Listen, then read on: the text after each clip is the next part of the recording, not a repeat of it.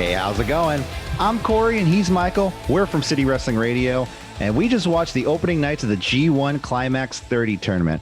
We have full recaps of both nights, but before I get into all of that, Michael, first off, how are you? Secondly, what did you think of these two? Okay, how am I first? It's a two-part question. Okay. Yes. All right. How are you? Oh man, New Japan. It's wrestling. It's wrestling Christmas, but it's in September instead of August. Yeah, it's what time is it right now? It's like 1:45. This is probably the latest we've ever done any of these shows. It's just it ain't New Japan. I think we did a New Japan one last year. I think we did opening nights. Actually, I think we might have. No, I'm talking about just late, like right after a show. Are we like CWR late night, like AEW Dynamite? Oh yeah. Hey, listen, it ain't a New Japan event without going beyond your sleepy time schedule, your nap time, whatever you call it. Yeah. But what did you think of, like, just overall, just your thoughts of the opening two nights? What would it like? How would you describe them? If you could just give like a little quick. These two shows, I felt like had a lot to overcome because they had a lot to overcome, like in terms of obstacles of trying to figure out a way to get as much heat in a lot of these matches that the G1 is normally known for, with with the roar of the crowd, and the audience feet to the ground. Yeah, and so like they had to just clap to their heart's content to see what they can possibly do to not necessarily salvage, but then intensify certain things that would be enhanced by these matches. What the G1 is normally known for, like in Budokan Hall, like that's heat central, like quite literally, because there's no air conditioning, but also just and also, but for the most part, like I think they somewhat succeeded. Like the wrestlers, they sort of had a lot to work with. I think there were certain matches that they did sort of miss the mark in terms of getting a certain level of intensity going, but for the most part, I think these two shows, like wrestling wise, these were on brand with G1, so that you would normally expect. Yeah, I will agree to some extent to that. I mean, I think the second night was a lot more. I think the first night was good, it had its ups and downs, and the second night was a little bit more interesting as forms of like, the change of people's looks, surprise finishes. And also the wrestlers tried really hard to get the fans into it when they weren't into it, or they didn't know how to get into it without screaming and yelling. And couldn't. You had young lions literally slapping the ring. And you literally had Kenta booing for himself at a certain point. Yeah. You know what I mean? So... I mean, it was good to see the return of a lot of wrestlers that weren't there before. Juice Robinson coming fresh off injury, looking like a member of Right to Censor or a Blues Brother. I couldn't figure it out. He looked like a missionary. But then, when he took off the shirt, I thought he looked like he looked like Billy Kidman, Deuce and Domino. Yeah, I remember. Yeah. There was some like I said, ups and downs from the A block. I thought a lot of the matches didn't live up to the potential, but I'm going to get into that. Should we start with B block because that was the most recent one? I mean, I don't know. I mean, hold on. Real quick question. Why? I don't know why wasn't there English commentary? It's I think they just couldn't. They couldn't technically just get it done in time. Because there has been like live English commentary in the baseball stadium show. Yeah. So I enjoyed it. I would have just assumed that there would be English commentary. Maybe the technology. Do you? I mean, I know you vastly prefer. Okay. Here's the thing. No. Like do you prefer the dulcet tones of Kevin Kelly over everything else? Could you get used to Japanese commentary?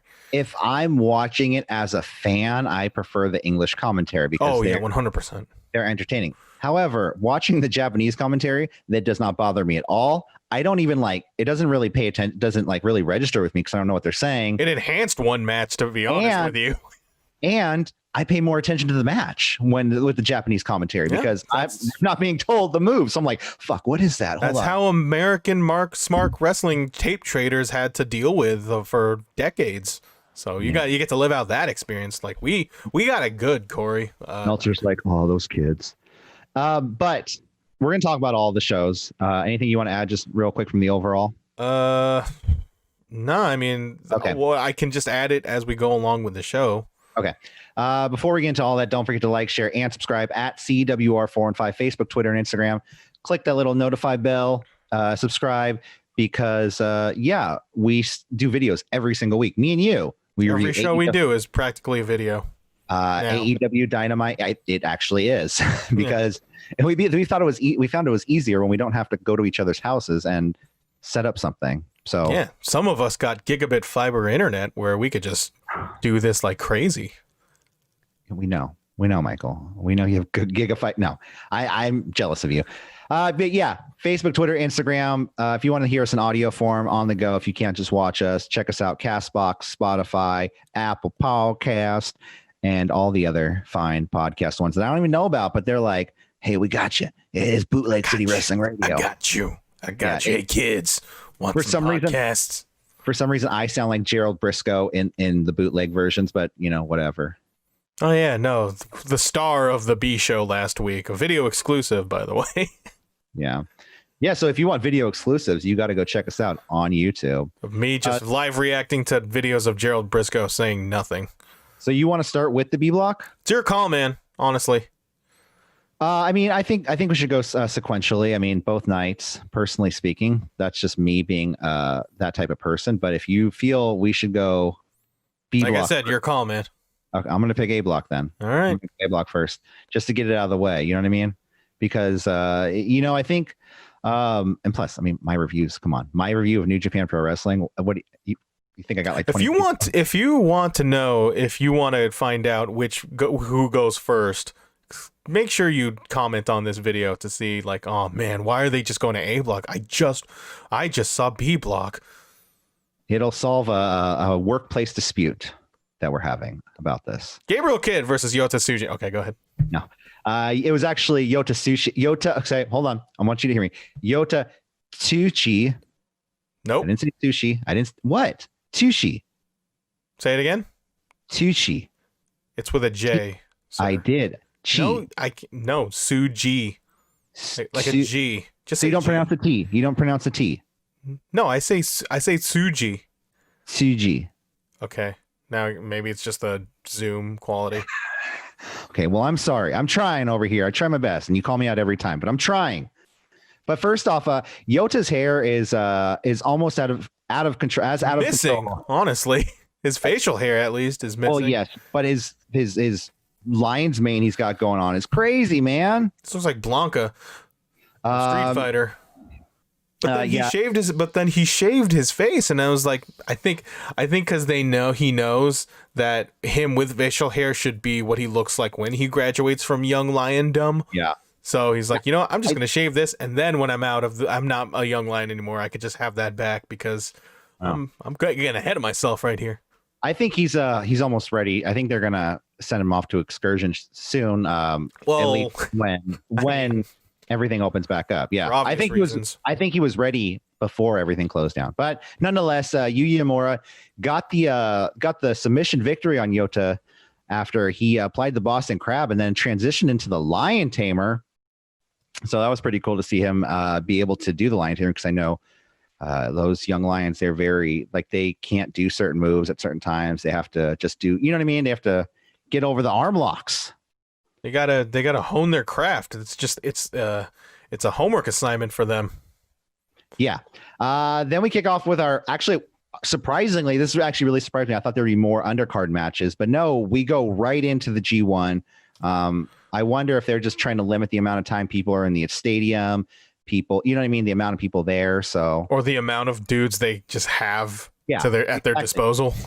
Usually it's the B block wrestling the undercard on the A block night. You know what I'm saying? Yeah.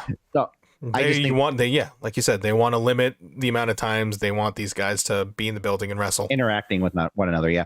Yujiro Takahashi, the Tokyo Pimp, versus the returning Will Ospreay. Controversy aside, I'm just going to comment on this match because we've talked about the whole Will Ospreay stuff in the past. So Will Ospreay does look jacked. He looks like he's been lifting weights. He looks like he looked incredibly happy just being back in Japan. Yeah. Ospreay does Ospreay things, probably waiting for Ricochet to return. The two men battle on the outside. Yujiro giving him a weird-looking reverse DDT on the outside. Will just kind of fell really weird with it. I don't know what happened there, but Yujiro then takes control for a moment, and I'm thinking, why is he in this tournament? Why is Yujiro Takahashi? He's a day off. He's basically their he's pretty much there to either be a Toriano or like a more or less a spoiler for certain dudes as well. Yeah, but then it's just like he's booked so weak, throughout the year, and then all of a sudden he's beating down on New Japan Pro Wrestling's second coming of Okada, Will Ospreay. You know what I mean? Like second coming. That's how you don't think that's how they book him? Like, I think that's how he's booked. I mean, Gaijin wise, that dude's like straight at the top.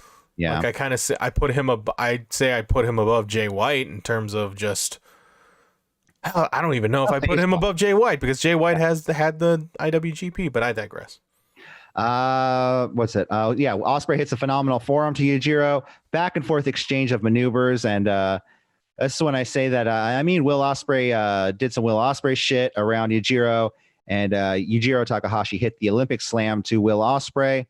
The Pimp looking for the Pimp Slam, which did he find it? He landed on his feet, hit a running knee to Yujiro, and he hit a sloppy looking Stormbreaker to Yujiro Takahashi. There'll be rust in them bones. And I give this match a 5.5 out of 10 because I just started rating the matches. And I was like, oh shit, I feel like I shouldn't. And I was like, well, I'm already doing it. So 5.5 out of 10. It wasn't a fun match. Ospreay certainly had a lot of energy. With Yujiro, I feel like he looked really exhausted in this match. Maybe it's because he's been wrestling for this entire. Who looked exhausted? Yujiro or Ospreay? Yeah, Yujiro. No, Ospreay was fucking full of energy, man. He was like you said, he was so glad to be there. It's not a vacation, mate. He's like, oh, I'm playing this New Japan Pro Wrestling card game on my phone. Look, I got Hiromu. Hey, that happened. Yeah, no, good for him. After the match, Ospreay grabs the mic and says some cocky wrestler shit. He's glad to be back, and and he's Will Ospreay, and he said something. I think he said something about like he was nervous, and he looked in the mirror and said, "Oh, I'm Will Ospreay. Why should I be nervous? Remember who the fuck you are." Yeah, he's pretty much the Undertaker. Pretty much. He said, "I looked in the mirror." So Will Ospreay goes up 2-0 in the G1. Then we continue down to Jeff Cobb versus Tai Chi. So I mean, this match began kind of slow, with Tai Chi breaking all the holds, with the rope break, running from Jeff Cobb.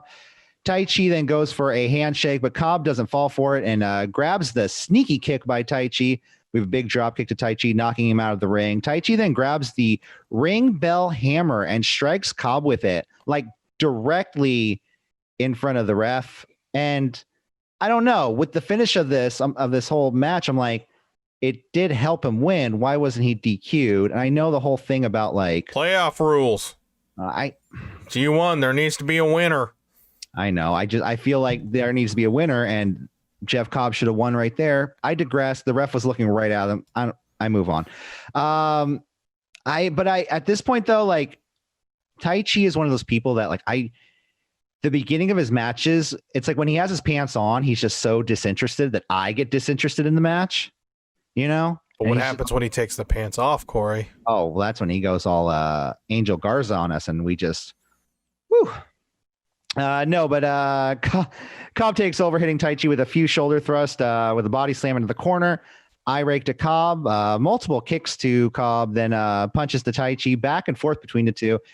Enziguri to the Cobb, both men falling to the ground. That's when the pants come off, and literally it kicked into a different match. Cobb lifts Tai Chi on his shoulders, transitions into a suplex, side slam to Cobb. Like I said, this match goes into left lane because it's going in the fast lane. That was bad. Sorry. Cobb looks like he's working for a Three Amigos type move with his gut wrench suplex. It looks like he's working on it. He didn't hit it, so I'm assuming he's eventually going to hit it on somebody and win a match in this G1 due to it. Let's hope he wins a match in this G1. But you know what I'm talking? Do you know what spot I'm talking about? Yeah, he picks him up with a gut wrench and does a thing. Yeah, but now he's trying to do the whole roll through and just kind of like I said, the Three Amigos. Cobb looking for the Tour of the Islands, but then Tai Chi wiggles out, hits a super kick, and then an air raid crash, pin, win, Tai Chi, 2-0 up in the tournament. I give this match a 6 out of 10. The beginning of this match was slow and boring, but at one point it was like a completely different match and it kicked into like 20th gear. So Jeff Cobb recently signed a full-time contract with New Japan.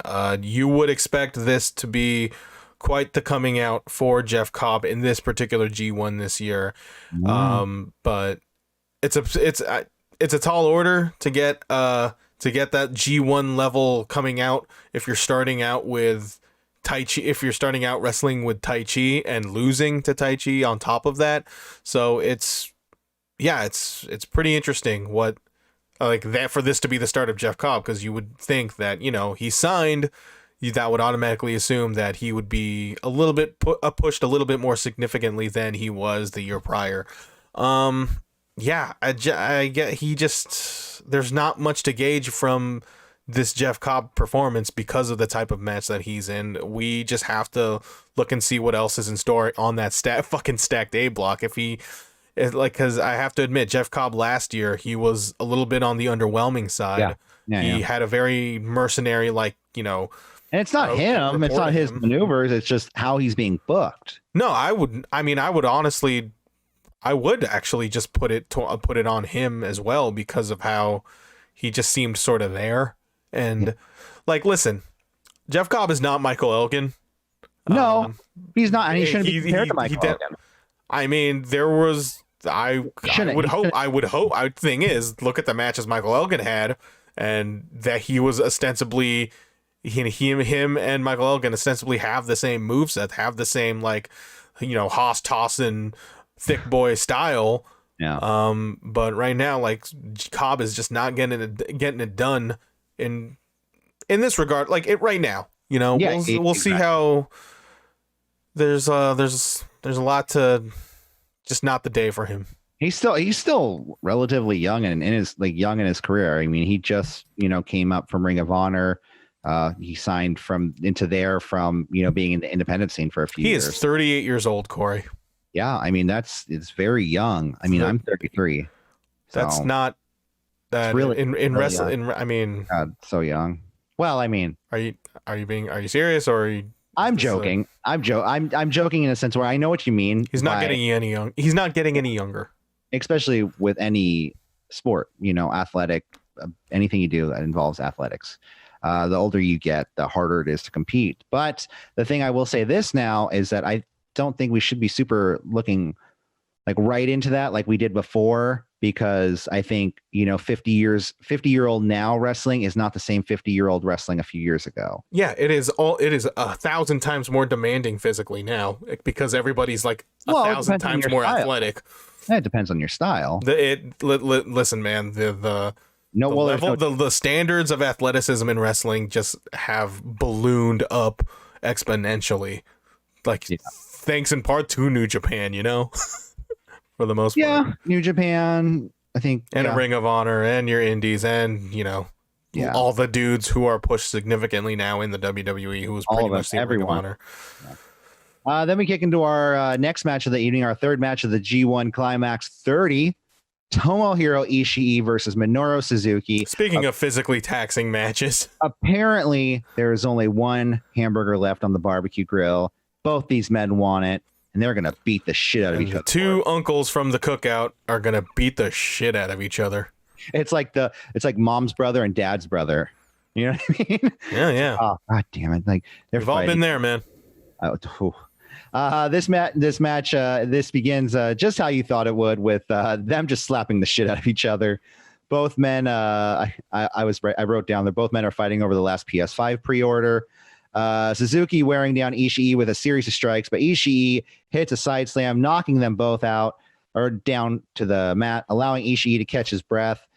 Another side slam to Suzuki, shit kicks to Suzuki by Ishii. You know what I mean? Where he's just kind of playfully kicking his head, get up, you bastard. You know what I'm talking about, or no? I got you. Series of forearms to Ishii, knocking him down to the ground. Suzuki then kicking Ishii to the ground, but I feel like saying Ishii over again is kind of hard. But Ishii hulks up, begins his comeback, refusing to fall from any of Suzuki's kicks, leading to giving Suzuki a German suplex. Slapbox match ensues. Headbutt to Suzuki.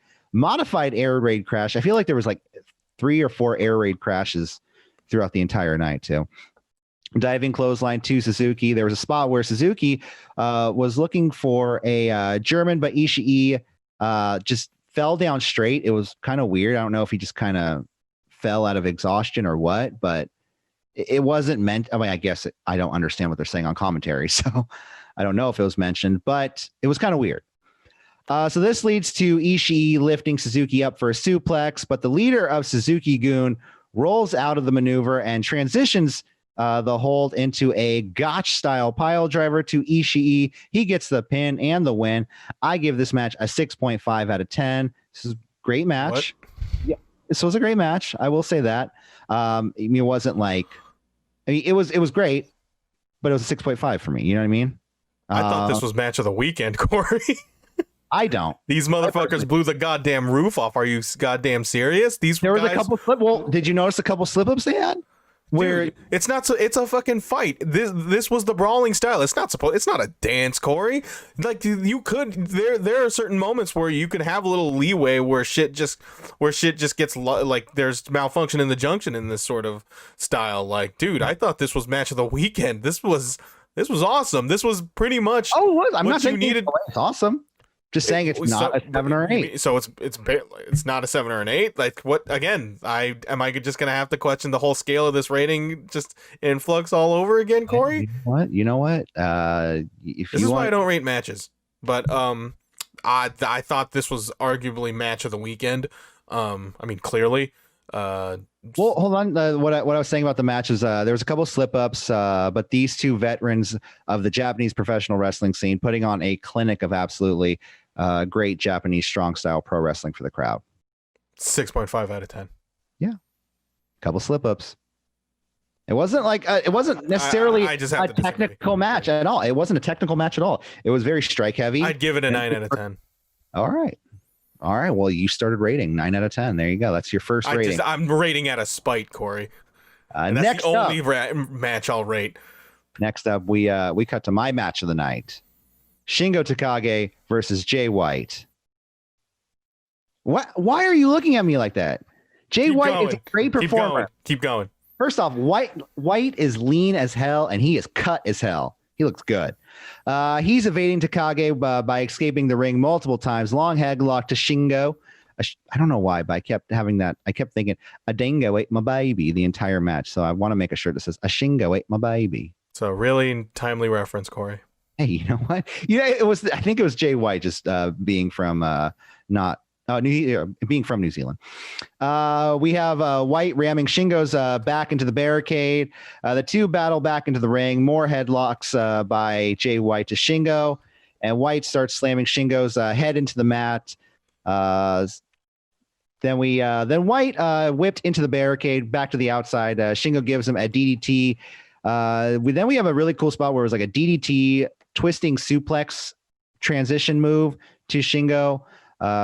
Yushigoroshi to Jay White, high angle Uranagi to Shingo, gutbuster to White. Goto then gets in the ring for the distraction. White tries to get the dirty pin, but Shingo kicks out. Kiwi Crusher to Shingo.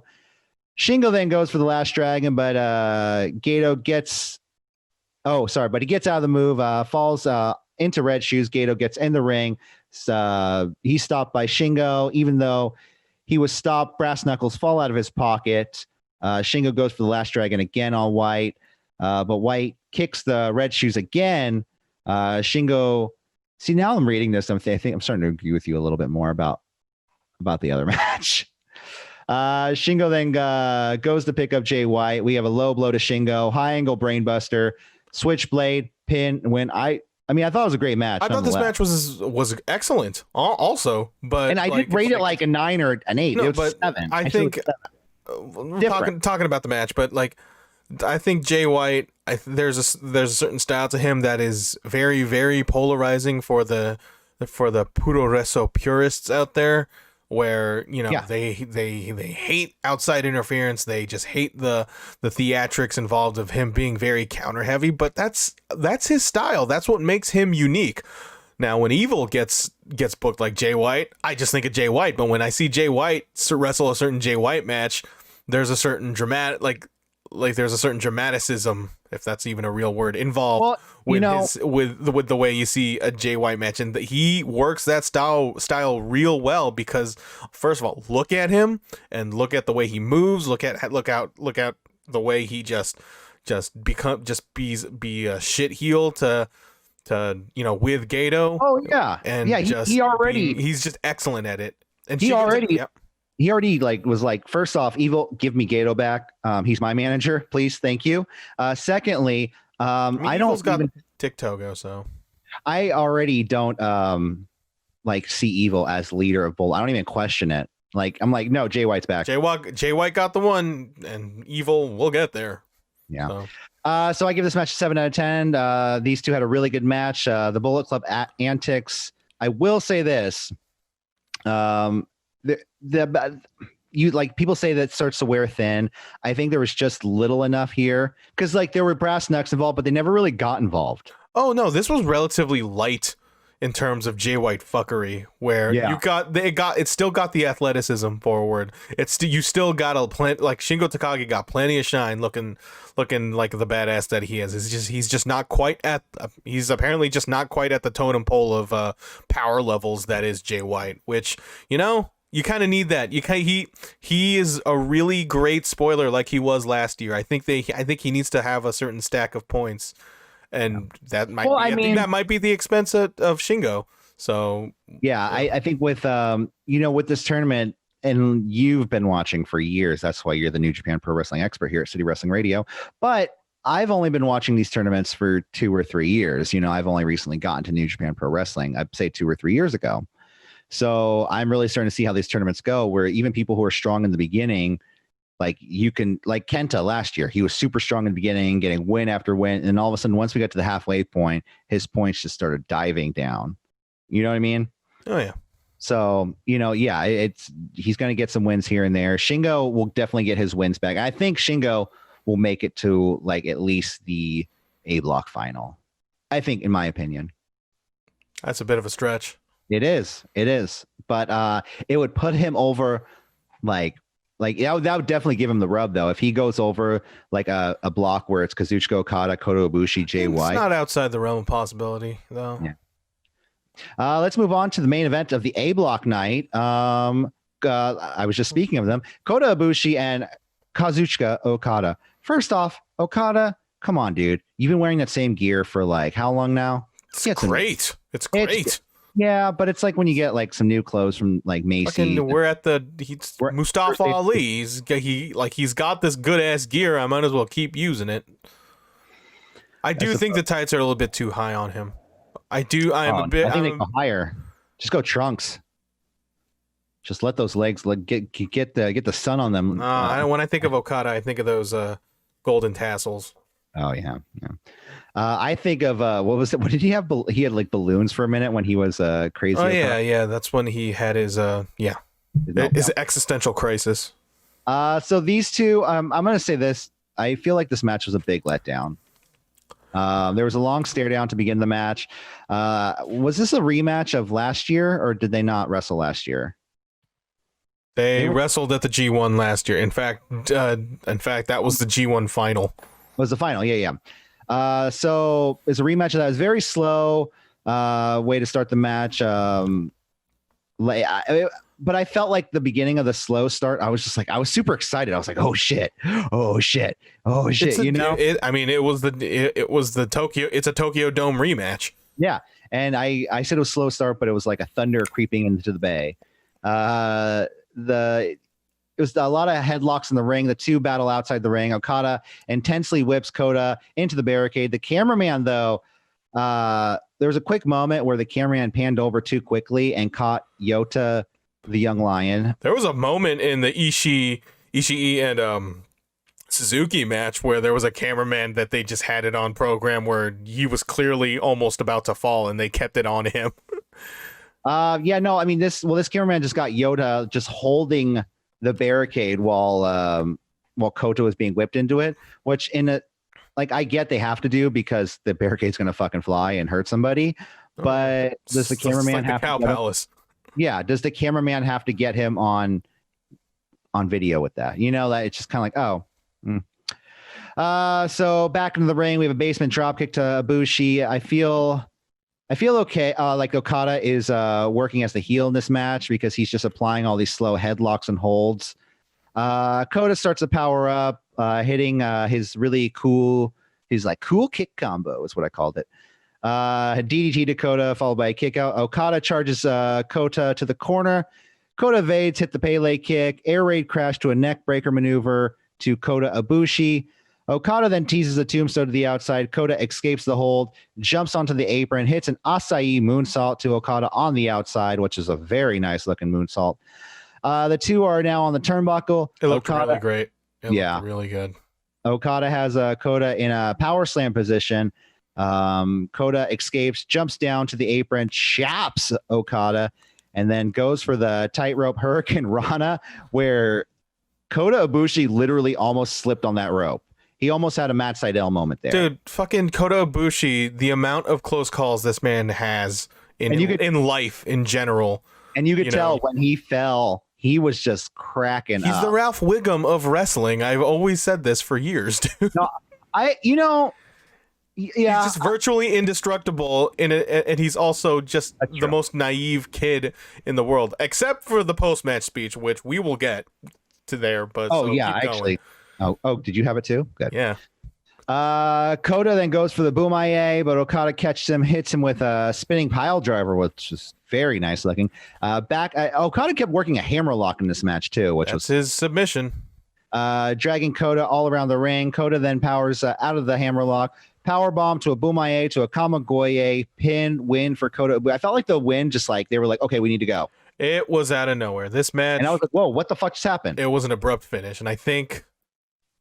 So I gave it a 6 out of 10. It did not reach the level of their previous matches, but I sort of feel, but I sort of feel like they did that on purpose because they know knowingly that this is going to be a long tournament, and because of that, I think they probably should have held off against. They probably shouldn't have opened.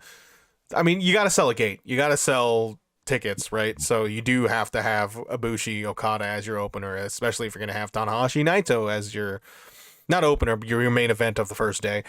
So I don't know. I wasn't. It was a bit of a letdown, but I wasn't like I wasn't that I wasn't angry about the finish. I wasn't up in arms about it. I actually thought it was actually a really good match.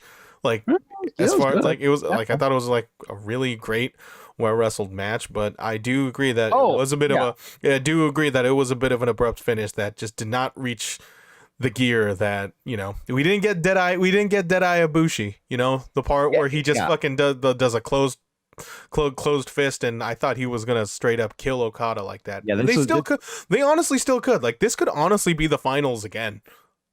To be honest, I'm hoping for Kota Shingo. Final. I mean, you're gonna get that match. So. Yeah, we'll get it eventually. So it doesn't really matter who's in the finals. Oh God, we are gonna get that match. I'm so glad I'm not taking notes on that. Yes. Yeah. So this match was of course good. There's no getting around that. I feel like I said, it was a little too short. I know that's weird for me to say. The finish, like we said, came out of nowhere, and it was kind of a letdown. The finish, I mean. I don't want to say I was let down. Just the finish. I wasn't let down by the whole match. It's a Kamagoye. It's a very protected finish from Ibushi. What do you think? He was going to kick out of that? No. Well, I would have preferred the match go another 5 minutes, and then we get the Kamagoye. We had a little bit more build up to the finish. That's all. Fair enough. Okada had control of about 85% of this match, and then Kota just kind of hit a couple moves and won. Oh, man. Okada. Imagine, what if he goes... I mean, he was in the same... Shinsuke Nakamura was a member of Chaos, but imagine if Okada discovers cocaine like Nakamura did. Anyway. Was he a big cokehead? It's just he acted like one. That was the thing. That's what everybody thought he was into. But post-match speech, you got it. Oh yeah. I mean, do you want to? I could. Chris Charlton. This man, like he said. So I have the tweet here that pretty much translated a part of his post-match promo speech, and it said, "Ibushi, when I said." He's quoting Ibushi. When I said I will become God, maybe you can speculate that I want to be on the level of my gods, Nakamura and Tanahashi. That's fine. But what I mean is I actually plan to be God. Capital G. Ibushi is a scary motherfucker. Again, you get those dead eyes. You get the fact that Ibushi's ambition is to become God. That is anime as fuck right there, dude. Yeah. Oh yeah. Okay, I got Naito's speech now. Yeah, no, it was definitely just looking at that, I was like, oh Jesus Christ, Ibushi. Like I said the same thing about the is he doing cocaine? No, shut up about that. Like I said before, like as much as I think Ibushi is a once in a generation talent and should be the face of the company down the line, he could be an amazing heel. He could definitely pull it off. I'd rather him be a face, but he could be even more terrifying than Evil, even though I don't think Evil is that terrifying anymore, but we'll get there. Anyway, it's a great night of shows, great night of matches. Just a quick rundown of the final point system in the A block, or the points. Kota Ibushi, Jay White, Suzuki, Tai Chi, Will Ospreay all have 2 points. Okada, Shingo, Ishii, Jeff Cobb, and Yujiro Takahashi all goose egg. Yeah. I mean, obviously, like it's the people who won got points. The people who lost don't got points. That's true. It's definitely gonna not get more complicated as we go on at all. Never. So my turn. B blocked night 1, September 20th, 2020. It was 19 when they started airing here. A 10 p.m. starting time, by the way. That is amazing. Nice. I like it. They got to do that more. I think it's because Sunday and they got to do. Yeah, usually their Sunday shows are a lot earlier because I think they want to get people home in time. Our Saturdays. Their Sundays, our Saturdays. Yeah. Beginning the first match, Gabriel Kidd versus Yota Tsuji without facial hair, as I said before.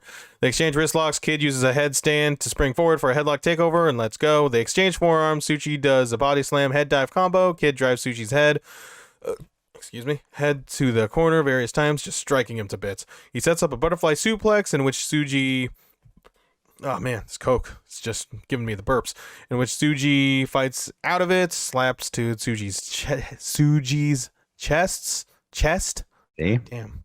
It's hard. Forearms to Kidd's neck.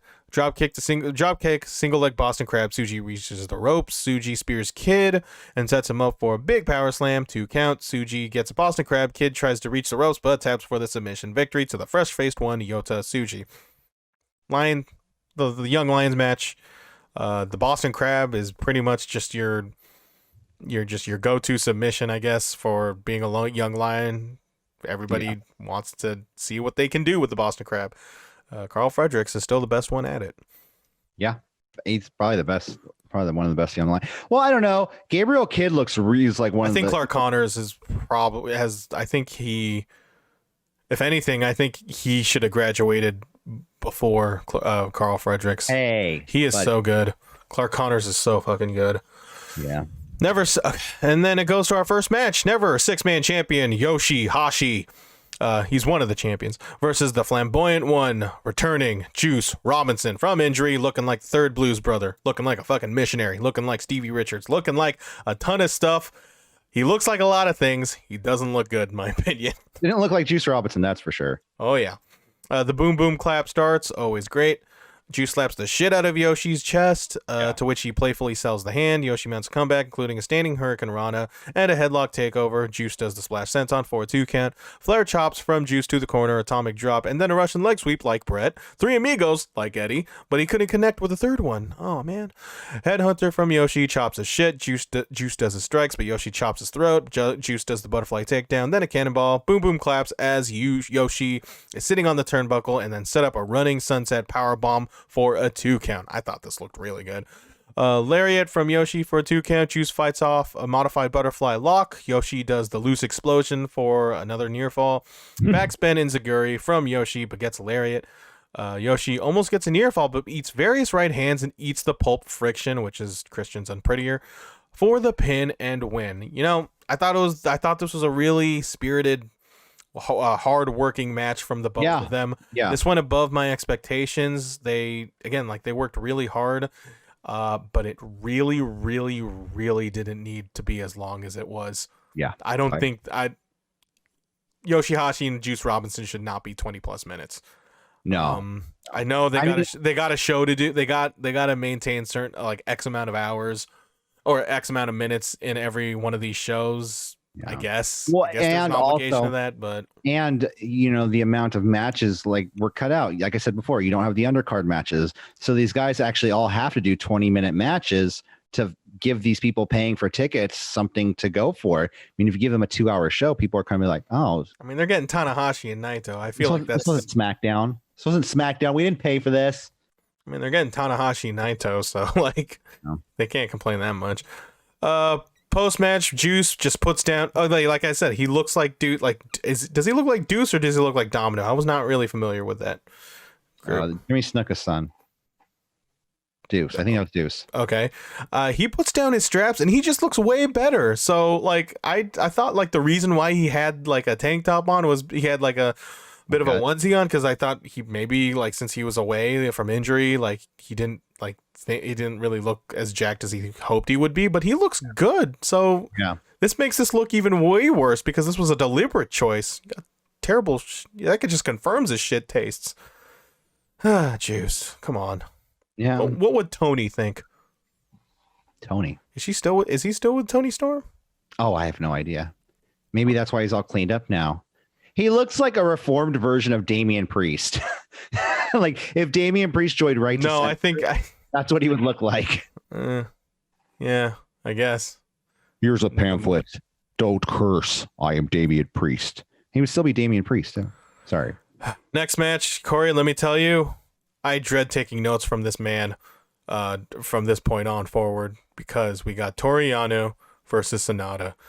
Sonata got a haircut. He trimmed his beard. He looks real great. He doesn't have that. He looked very Bullet Clubby. Like how so? Is it because of the color scheme? His new color scheme plus his new. He just looks like Evil's assistant. His new gimmick looks very sleek. He could. You know defect. What I mean? And his mask was kind of like, it's a mini skull. Yeah, I know, but like the Bullet Club skull. Is that what you're thinking? That's what I thought. So I don't know. We'll see. Marty Asami checks on Toriano's tights, and he finds several rolls of tape. Go! Sorry. Toriano is instructed to take a clean break, but he acts like he can't hear him, so he just keeps on yelling, huh? Marty Asami finds more tape as Sonata attempts a roll-up. Yano does the same, and man, was it close. I thought this was going to be it.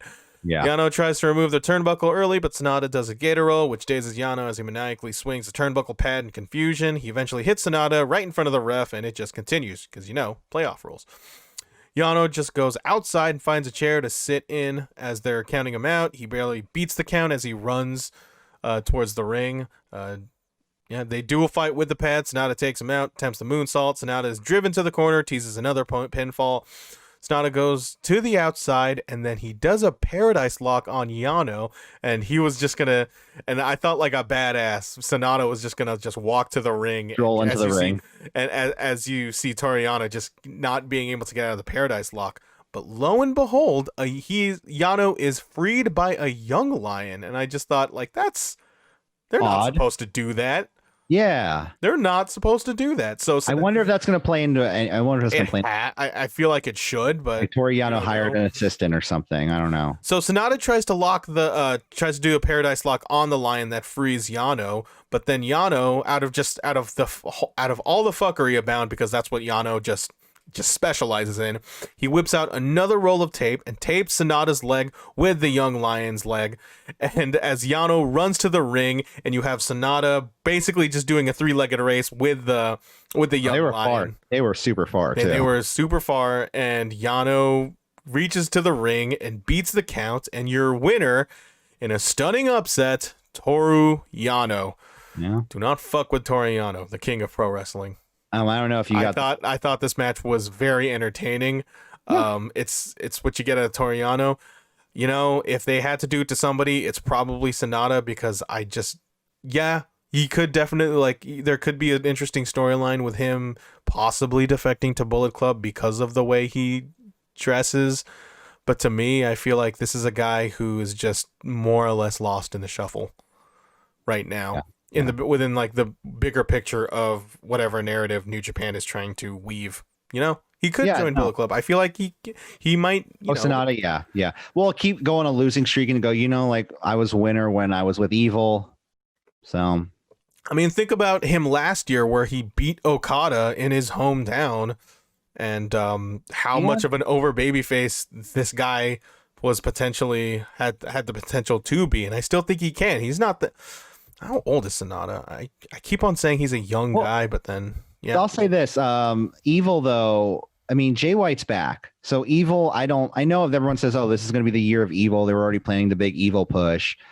But he's not going anywhere, Evil. I don't think he's gonna be a champ, like the IWGP champion again. So what do you do with him? In my opinion, might as well get Sonata to join Bullet Club. Have Evil and Sonata join back up. Bullet Club tag team.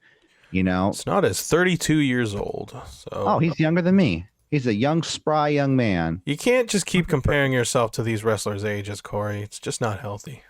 You know, how old is I'm not going to tell you, because you're just going to say, oh, younger than me, older than me. I'll let you do that yourself.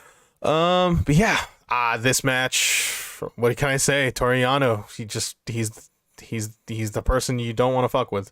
Yeah. And then we get an intermission because they got to clean that ring. And then coming up, Kenta versus Haruki Goto. Remember, Corey, the G in G1 stands for Goto. Kenta got a haircut, meaning Kenta has a haircut. Are you jealous? Yes, profoundly. You're like, where does everyone get these haircuts from? I'm at this point where the hair is going into my ears, and I hate it when that happens. I usually tell myself that when that happens, you get a haircut, but he also has the U.S. title briefcase, so that U.S. title briefcase is the most giant letter. It's like U.S. title challenger, 4 stars. I mean, yeah, and it's a giant. It's like this thick. You know what I mean? It's America, Corey. I'm like, how many documents do you need to carry in that to get that title? Like, is it a whole I mean, considering the amount of fucking 3-dimensional chess you got to play with the fact that Jon Moxley's your champion, but he's also the AEW champion. You're right. I would imagine I would imagine that would warrant a fuck ton of paperwork. Kenta's like, God damn it, John! Like, why couldn't anyone else? Why couldn't anyone else be champion? It's like heavy ass. They got to deal with that soon. They got to deal with that. I mean, hey, recently announced Jon Moxley, Bloodsport, apparently. Oh, really? Yep, he's in Bloodsport, so they're letting him. Grizzly Called Jack is going to be in Bloodsport too, so that's going to be fun. I don't think you know who that is. What are you talking about, Corey? I know exactly who that is. Goto is selling his arm throughout. Heel work from Kenta, slow, methodical Garvin stomps on the outside type of deal. Kenta is just kicking Goto's chest, and then just... So the whole thing, the whole shtick of this match, which I really liked, was Kenta just kicking the shit out of Goto's chest, and he knows that Goto will eventually just overcome it, and so he uses that to his advantage to goad him onto various holds, like the arm bar, because Goto's selling the arm, or he sells the label lock, which factors into the finish. So yeah, like I said, Goto eventually gets used to the kicks, but is goaded with an arm triangle and crossface attempt, but reaches the ropes. Kenta does a sleeper on the apron, but Goto counters with an arm breaker on the ropes. Goto does a Fujiwara armbar on the arm. He damaged. Kenta reaches the ropes again. These guys are just doing a bunch of holds on each other. Kenta does corner drop kicks like Shibata and does a diving foot stop for a 2 count.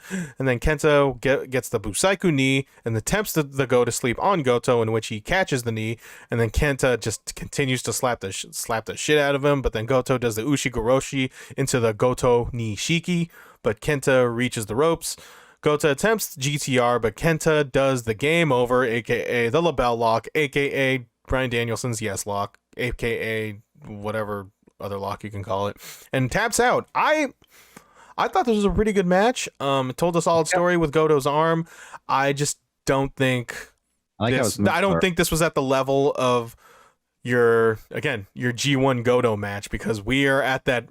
It's the G1. We are at this point of the yearly cycle of the career of Haruki Goto, where he has these fucking legendary ass matches in the G1. He has a legendary ass match in the Tokyo Dome. Has one of the best matches in the Tokyo Dome, and then after that he just disappears into oblivion. And then he goes back to the G1. And then maybe if he beats the champion in that G1, he gets a shot at the title in between the period of the G1 and the Dome, but he loses. But he gets a good match at the Dome, but he's also into obliviousness. And we're at the good part. We're at the good part of this Goto cycle. Considering the fact that he's in the B block, it's a little bit of a bigger ask. Imagine if Goto was in the A block. God knows what could happen. But hey, listen, they have spots to fill. You can't put everybody in this one block. So that's one thing though about the 2 titles being on Naito that kind of bugs me, is that nobody's going to get a shot at the Intercontinental title. Like you would get that. Like if you beat the Intercontinental champ, you get a shot later. At the title. But yeah, whatever. Post-match, Kenta throws a sweat into the crowd. God, it's like he lives in Florida or something. He is like the WWE guy, because like he does that, so it's like he's from Florida. I mean, he does Garvin stomps. He's pretty much Randy Orton. And then he does the not the RKO, sorry, the go to sleep, and then the GTS. I mean, he's the one that have innovated that move. Dude. I know. He does that, and then he also does. Now he's doing the LaBelle lock, so it's like he did that move too. Yeah. What other move do you think Kenta did that he just stole? Because he's the one. Did I say he stole it? No, but I said no. They were popularized by WWE superstars. If you ask somebody who's invented the GTS, do you think a lot of people are going to be like, "Oh, Kenta"? A lot of people will. Not everybody, though. I think a lot of people will be like, "Oh, WWE knowledge." I would call them an asshole. I don't know. Well, I think you're if you didn't know that, you're a very nice person, but you should know that Kenta invented it. Well, actually, let's move on. All right. Evil with Dick Togo versus Zack Saba Jr. I will say this about Dick Togo. He is the most over wrestler in all of San Francisco. Every restaurant I go to, it says Togo. I'm like, what the hell? They're big Dick Togo fans. There's an immediate brawl to the outside as Zack gets his leg fucked up into the barricade.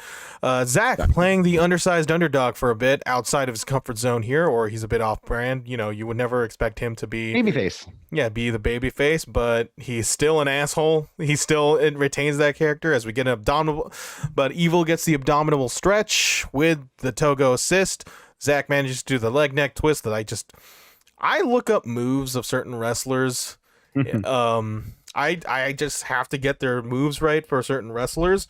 You look up Zack Sabre Jr.'s move list. I'm just about to do that right now. He names them after Brian Eno songs. I'm just going to read this out here. The Article 50, the cross arm breaker, his double omoplata figure 4 stomp puller combination, cremation lily. A double wrist clutch flip onto a bridging cradle pin, the European clutch. The back-mounted inverted surfboard, the hyper-normalization. His finish, one of his finish, the over-the-shoulder single-leg Boston Crab capsulus slicer combination, orienteering with the napalm death. And I'll just say this one last one, which is a double armbar octopus hold.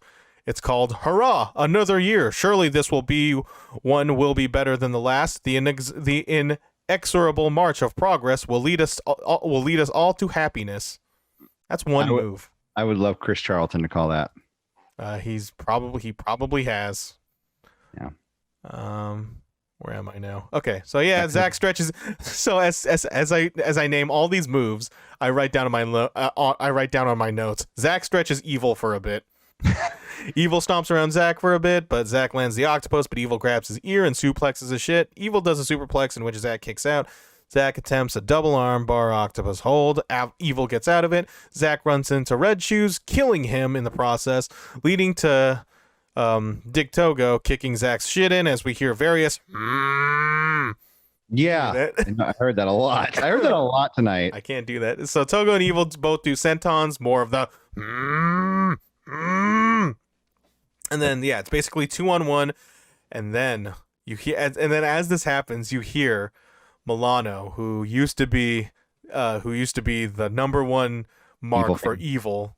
You can hear him yell out ZSJ. ZSJ. ZS. He wants ZSJ to win this match so badly, because storytelling. Evil attempts. He's a top fan, Yeah, of course. Evil attempts Darkness Falls and everything is evil. But what was one of the moves that he uses? He used hypernormalization. The back-mounted inverted surf. Is it the back-mounted inverted surfboard? No. The European clutch. I'm just going to say one of these moves. He gets a surprise pin and the win. The upset win, I think. I didn't think anybody thought ZSJ was going to win this match.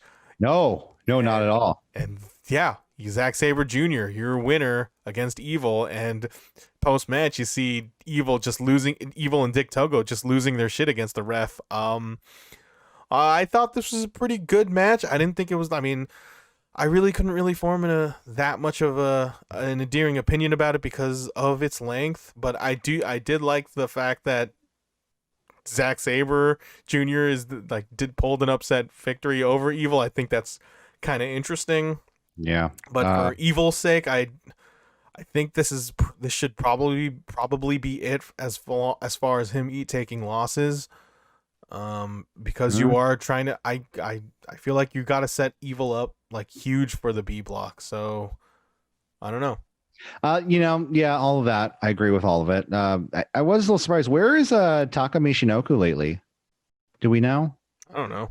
It would have been cool to get a little Taka Michinoku Dick Togo face off in the ring. That's all I'm saying. Oh yeah, that's true. Yeah. I guess not. What'd you think of the match? It was a good match, like you said. I agreed with everything you said. It came out of nowhere. The win came out of nowhere, in a good way.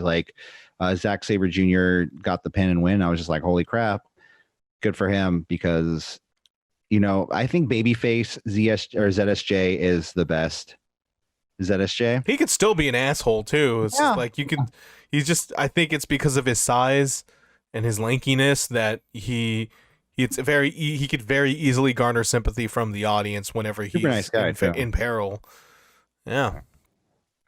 Main event time: Hiroshi Tanahashi versus Tatsuya Naito for the first time in 3 years. Thanks, Chris Charlton, wherever you are. Close up to Tanahashi's abs to a thunderous applause as Naito slowly undresses as he does. I think the silence just makes it longer. It's just it's just deafening. What are you looking at, Corey? I'm getting ready for the post-match speech. All right. They try to psych each other out in the collar and elbows. They get out of each other's hold, leading to a stalemate and air guitar to our heart's content.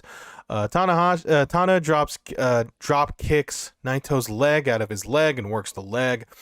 Tana does a calf crusher on the leg. Naito reaches the ropes, gets out for a breather. Wrestling video game tactic of going in and out of the ring, confusing the AI, in which Tanahashi is the AI, leading to the Tranquilo spot and goads Tana into missing a senton to damage his back. They brawl on the outside, driving each other onto the barricades. Much worse for Tana. Naito does a double underarm hook, but Tana mounts a comeback because he's Tanahashi, of course. Tana does a sunset flip for a 2 count. Tana gets the dragon screw on the bad leg. Tana goes to the top rope for a diving crossbody to the outside, looking like a snack every time. Naito makes it to 19 on the ring, but Tana does the dragon screw twice on the ropes. Spine buster from Naito for a bit of breathing room. Naito does a top rope Frankensteiner, but Tana reverses it for a near fall, but settles for more dragon screws because fuck your leg, Naito. Tana does a cloverleaf and gets it way high up there as the crowd just slaps. Yeah. They just clap the shit out for Naito, wanting for him to get out of it. Because, they want to yell. They want to yell. But they can't. They got to follow the rules. You know the saddest moment of I think the no cheering and no yelling is Minoru Suzuki's entrance. Oh, of course, 100%. I'm just loses so much. It loses so much out of it. Kase Nina Ray. I'm sorry. I'm doing it for you, Minoru, at home.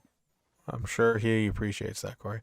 He's like, he eventually gets out of the cloverleaf to more claps. Naito attempts a running forearm, but gets treated with a straitjacket German for. Oh man, that straitjacket German. Naito, his neck. He's gonna feel it someday, man. Yeah. Maybe not today, maybe not tomorrow, but someday. It gets a really close near fall. Naito then does a rolling wheel kick and a tornado DDT as he does in his comeback. Tana counters a suplex with a sling blade and sets up the lawn dart, but Naito counters with a Destino, but not really that Destino. It's more of a desperation Destino. I like Destino, not Destino. No. Well, we'll get there. They exchange strikes and elbows, just eagerly anticipating each other's attempts as they get faster and faster. Tana gets a slap. Naito does elbows with wrist control and does it for quite some time. Twist and shout from Tana, an enziguri from Naito, but a sling blade from Tana, followed by another high fly flow, but misses the second one. Yeah, he landed hard on that mat too. Yeah, he gets the high fly flow to a standing Naito, but he misses the second one. And then as we hear more stomps and claps just revive Naito from the dead, and we immediately get a Destino to a 2 count. Oh, that's not no. Naito follows it up with a Valencia and then another Destino for the pin and win. I'd argue this was the match of the weekend. I thought this was a phenomenal. No. You said earlier that it was Ishii and Suzuki was matched. They're neck and neck. I just think that Naito and Naito and Tanahashi, these were just two guys who just knows what the fuck they were doing. Knows what the fuck they're doing in terms of a New Japan main event. Everything just seemed natural for who they are and what their styles. They know each other. I think Naito's emphasis on storytelling just does him a bill of good for a bill of good health. Also, Tanahashi's a fucking megastar. Tanahashi had a lot of energy too in this match. He got into fucking shape for the G1.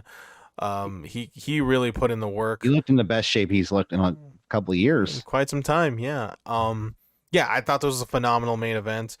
And that finish, and it's a great night of wrestling. What can I say?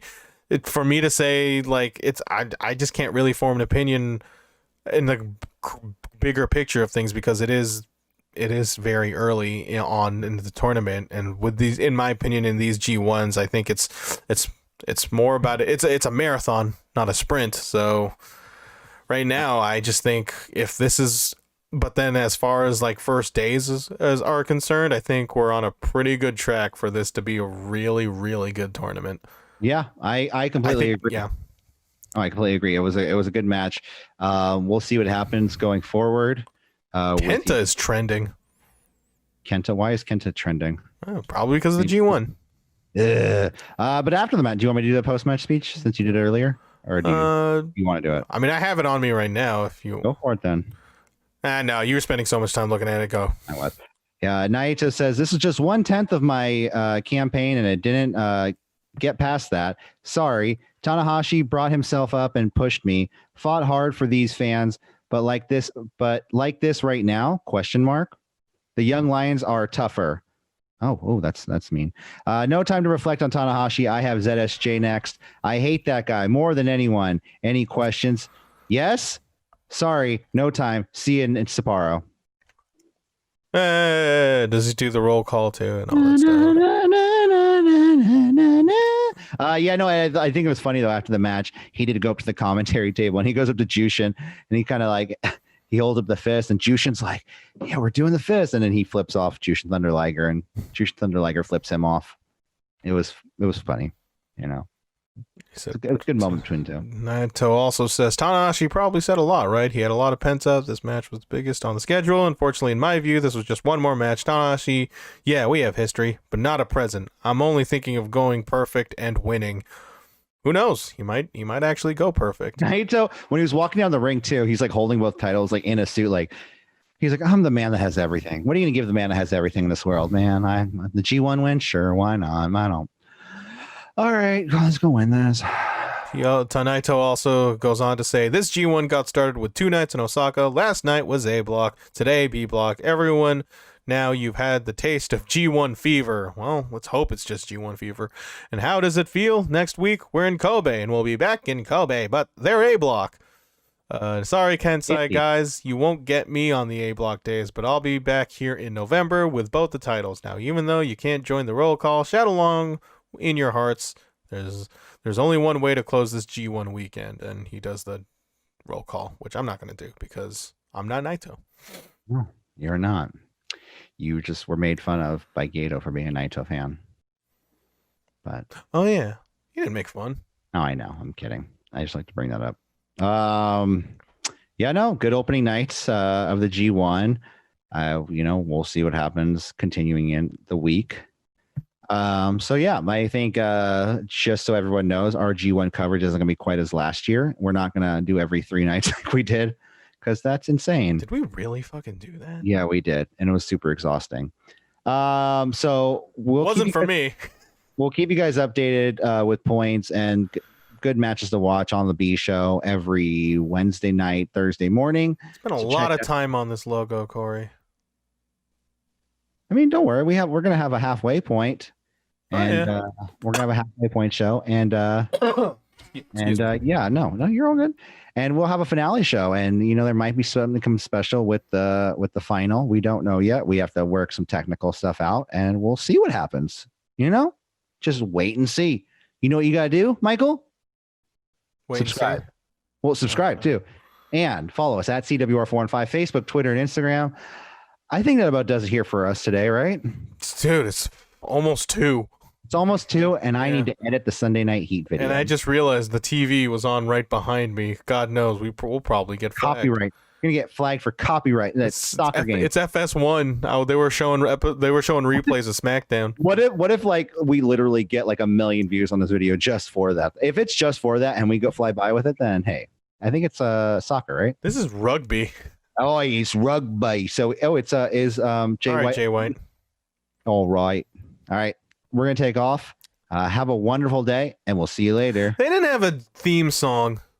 They didn't have a theme song for the G1. Yes, they did. Like an actual like song sung by a dude. It wasn't by a dude. It was by a band. It was some band. I looked up the band earlier. It was right at the beginning of the intro. God, what were they called? I'm gonna try to pull them up. Okay. Well, as you look that up, we should probably end this show. It's not Brain Stew. It's not Brain. 9mm. Parabellum Bullet Black Blazing Souls. That's what they put on the screen, and that's what I searched up, and it came up with this like band, and it was the same band that was playing in the intro. So okay, all right.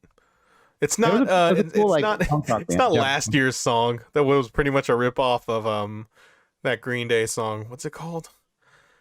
Do you have the time to listen? No, don't do it. I know, it's called Basket Case. Basket Case, yes. Yeah. Don't get us flagged. Will we really get flagged if I just sing? I think so. Damn, that's crazy. I mean, I think so. I don't want to take any Billy Joe, come on. Hey, my mom cut his kid's hair one time. Come on, Billy Joe. Apparently she failed, because have you seen those recent videos on Billy Joe Armstrong just doing covers, and his kids are in the band? Dude, they have hair just as long as mine. Well, this was years ago. So anyways, guys, don't forget to like, share, and subscribe at CWR415 Facebook, Twitter, and Instagram, and we'll see you later. Bye. Do you have the time? No!